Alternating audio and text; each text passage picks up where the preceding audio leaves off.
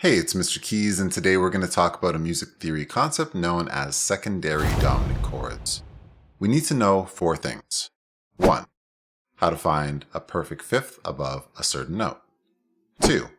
How to make a major chord. 3. What a secondary dominant is.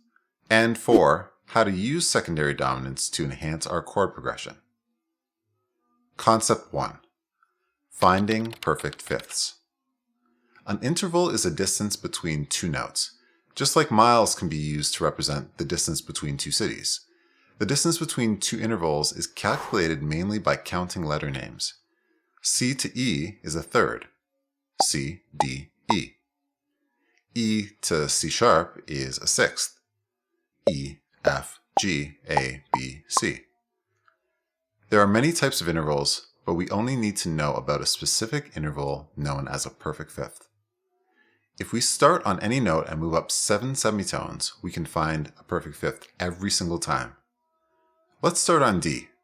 1, 2, 3, 4, 5, 6, 7. We get A. It's slightly more complicated with sharps and flats. Let's take E flat. 1, 2, 3, 4, 5, 6, 7.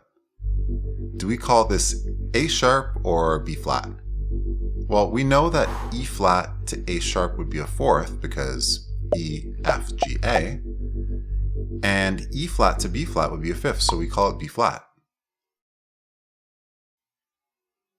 Concept 2. Forming major chords.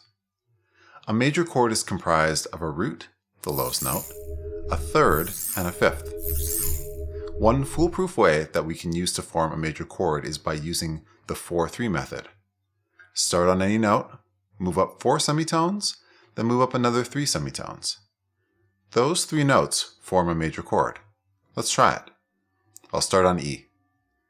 Move up 4 semitones, and we get G sharp. G sharp is the third of the chord, which is why we can't call it A flat. Move up another 3 semitones, and we get B. Let's create B flat major this time. Here's B flat. Up 4 semitones is D, up 3 semitones, and we get F. Concept 3. Creating secondary dominant chords. The word dominant refers to the fifth note of a major scale. In the key of C, G is the dominant note. G major is the dominant chord. In more traditional genres, usually the dominant chord is followed by the first chord of the scale, known as the tonic. In the key of C, if we had a G chord, it would usually have a C right after it. This is not as true for pop music these days. Each chord in the C major scale has its own dominant chord, known as a secondary dominant. The real dominant is always G major in the key of C. Let's use an example to form a secondary dominant. Let's take the chord A minor. From A, we move up a perfect fifth, which is semitones above, remember? 1, 2, 3, 4, 5, 6, 7, and we get E. Let's form a major chord on E. So from E, we move up 4 semitones, we get G sharp. We move up 3 more semitones and we get B. This is an E major chord. So E major is the dominant chord of A minor. Here are the rest of the secondary dominant chords.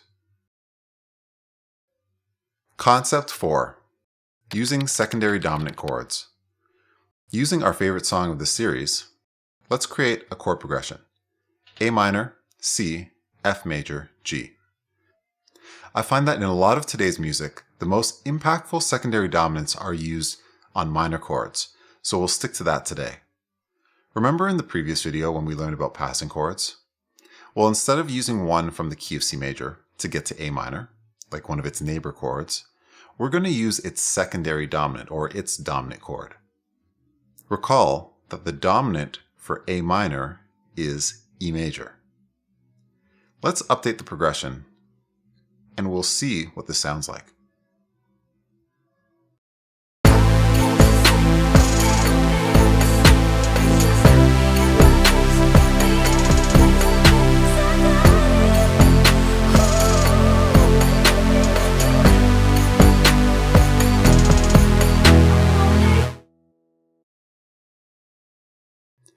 Let's try one more example. We'll use D minor, F major, A minor, and E minor. I personally find that the dominant for E minor sounds weird, so I'll avoid using it. But you can try it out for yourself. Remember the golden rule: if it sounds good, do it. D minor's dominant is A major, and the dominant for A minor is E major. Let's see what it sounds like.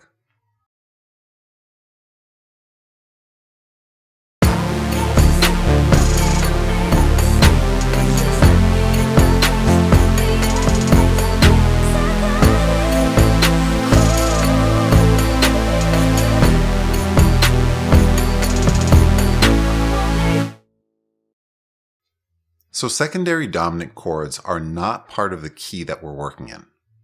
When we have the E major chord, which is the secondary dominant for A minor, it has a G sharp in it. And we know that that's not part of the key of C major. This is why they're called secondary dominant chords, because they're outside of the key. Anyways, that's it for this lesson. So far, we've learned how to create a chord progression, how to choose chord lengths, and how to introduce extra chords, passing chords, and secondary dominants. In the next few videos, we're going to explore the chords themselves and learn about open chords, voice leading, seventh chords, extensions, and basically just how to make our chords sound better in and of themselves and with other chords.